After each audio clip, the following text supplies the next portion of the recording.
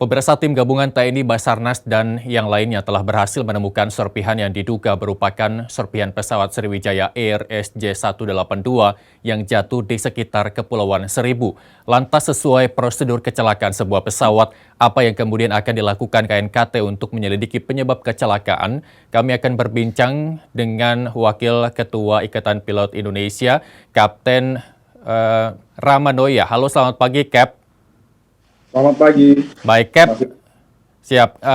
Kami juga dari segenap direksi dari Nusantara TV mengucapkan turut berbelasungkawa atas terjadinya kecelakaan Sriwijaya Air SJ182. Analisa sementara Anda mungkin terkait jatuhnya pesawat Sriwijaya SJ182, apa yang bisa diinformasikan kepada masyarakat, Cap? Untuk analisa kita serahkan kepada tupoksi yaitu KNKT, Mas. Ya. Kita lihat bahwa pagi ini kemungkinan besar black box bisa ditemukan. Saya mengharapkan masyarakat untuk bersabar.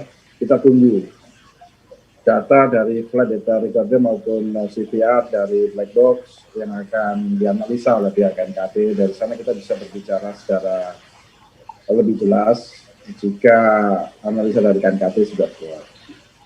Baik, Cap, dari informasi yang kita terima sejak awal pesawat Sriwijaya Air 182 ini hilang kontak, yang banyak beredar adalah masalah kehilangan kecepatan yang drastis.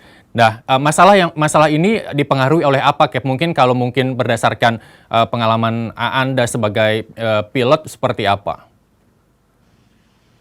Saya belum tahu apakah benar dia kehilangan kecepatan pesawat ya, tetapi di dalam penerbangan sendiri ada istilah pesawat itu akan kehilangan lift atau daya angkat yang disebut stall.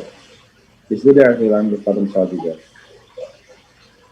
Baik, masalah mungkin yang sering dijumpai dalam sebuah penerbangan bisa dikategorikan dua. Mungkin masalah yang diklasifikasikan sebagai masalah ringan dan masalah berat itu seperti apa, Cap?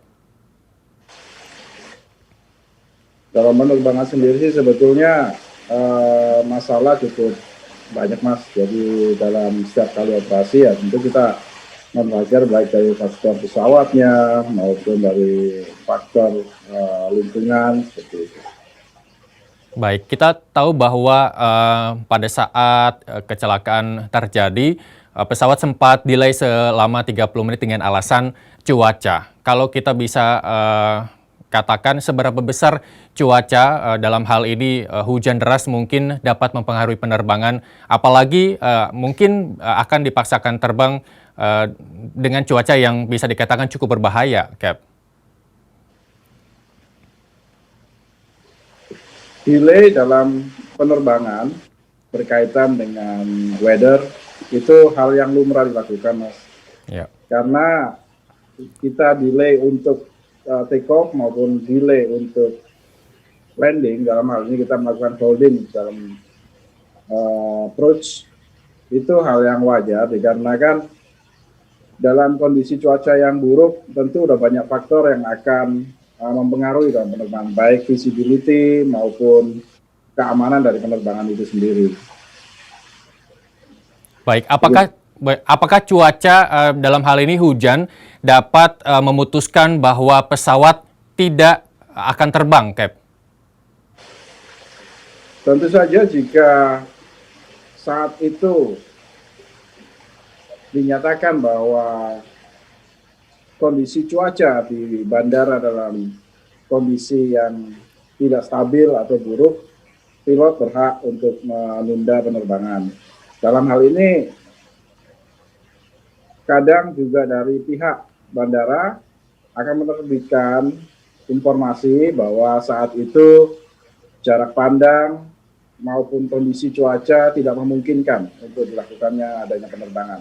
Sehingga tentu saja ini akan menunda keberangkatan dari penerbangan tersebut.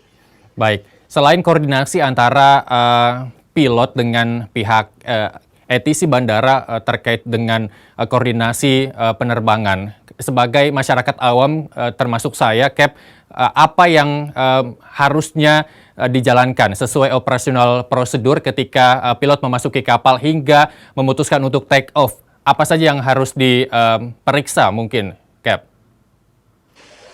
Untuk seorang pilot, maka dalam kesehariannya, penugasan sebelum menuju pesawat dia harus melakukan pengecekan data dan briefing berkaitan dengan cuaca dalam penerbangan itu, baik dari aerodrom awal dia berangkat, kemudian cuaca di perjalanan hingga di aerodrom tujuan, maupun alternate jika memang diperkirakan kondisi cuaca di tujuan cukup tidak memungkinkan untuk mendarat. Kemudian kita akan melakukan pengecekan kepada kondisi pesawat itu sendiri. Bagaimana kondisi pesawat, dan terakhir kita akan melakukan pengecekan kepada kondisi diri kita melakukan cek kesehatan, validasi license kita, barulah kita melakukan briefing apa yang kita kerjakan sebelum menuju ke pesawat. Begitu. Baik, ketika berbicara soal kecakapan pilot dalam penerbangan pesawat nih Cap ya, ketika ada masalah di udara, seberapa cepatkah seorang pilot dan co-pilot untuk memutuskan menyelesaikan masalah? Apakah kita tahu bahwa sepersekian detik ketika informasi yang beredar bahwa pesawat kehilangan kecepatan dengan yang cukup cepat begitu dok, apakah itu juga tidak bisa lantas si pilot menaklukkan masalah tersebut, Cap? Jadi sebelum saya menjawab itu, saya berikan background pengetahuan berkaitan dengan bagaimana seorang pilot harus maintain skill-nya, Mas. Yep. Jadi kita setiap 6 bulan kita melakukan sesi cek flight simulator, di mana di situ kita akan mengalami kondisi-kondisi terburuk dalam suatu penerbangan. Dalam sesi itu maka seorang pilot akan dilatih menghadapi situasi terburuk, bagaimana persiapan yang dia lakukan, apa yang harus dilakukan pada saat kejadian, dan bagaimana mitigasi setelah kondisi emergensi tersebut. Jadi seorang pilot akan rutin dilatih setiap 6 bulan berkaitan dengan skill dia, dan ini yang akan menyebabkan license atau surat izin dari pilot tersebut hanya berlaku selama 6 bulan. Kalau dia memang capable dan dia lulus, maka bisa melanjutkan untuk menjadi untuk terbang. Tapi jika tidak, tentunya dia harus belajar lagi. Begitu, Mas. Baik. Dok, kembali ke masyarakat awam, kita tahu bahwa pilot Sriwijaya Air SJ182 merupakan mantan penerbang dari TNI Angkatan Udara. Apakah ada perbedaan pesawat ketika pilot yang mengendarai ataupun menerbangkan pesawat SJ182 pada saat di TNI AU dan pesawat komersil di Sriwijaya Air, itu ada perbedaan yang mungkin cukup signifikan, Cap?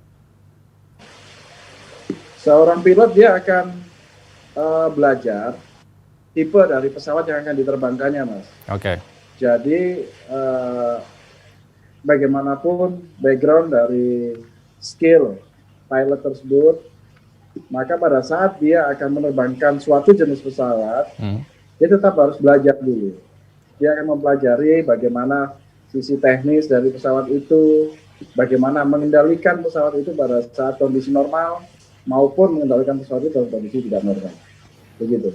Baik, Cap, kita belum ingat dengan kecelakaan pesawat Lion Air JT610 ketika saat itu jatuh di perairan Karawang. Terus kemudian kita diingatkan kembali ataupun dihadapkan kembali dengan kecelakaan Sriwijaya Air SJ182. Sebagai Wakil Ketua dari Ikatan Pilot Indonesia, ke depannya ketika KNKT akan melakukan pengecekan untuk memastikan penyebab pasti kecelakaan Sriwijaya Air SJ182, apa rekomendasi yang dicatatkan oleh Ikatan Pilot Indonesia, Cap?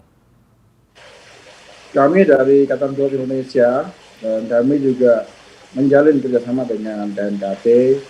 Kita memang selalu berusaha untuk mengingatkan rekan-rekan satu profesi untuk tetap menjaga safety dan meningkatkan skill dari rekan-rekan.